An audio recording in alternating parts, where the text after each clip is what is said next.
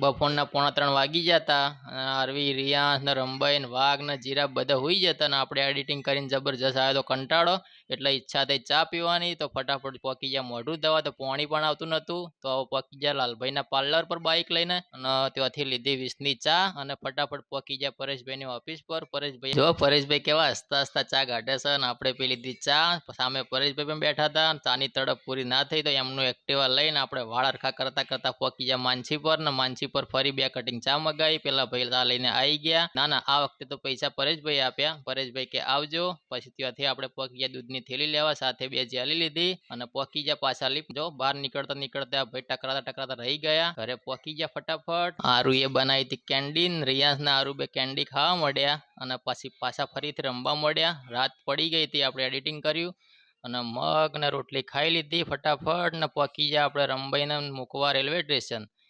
station જો રંબાઈને કેવા બેઠા છે અને રિયાંશ રમે છે ફાઇનલી હવે 11:30 વાગ્યા એટલે ટ્રેન આવી રંબાઈ ને રિયાંશ બધા બેસી ગયા રિયાંશ કે ટાટા આરુ બે કઈ ટાટા અને આપણે ઠન ગોપાલ જેવા વધી ગયા એટલે આપણે જઈએ ઘરે તમને વિડીયો ગમે તો લાઈક શેર અને સબસ્ક્રાઈબ કરવાનું ભૂલતા નહીં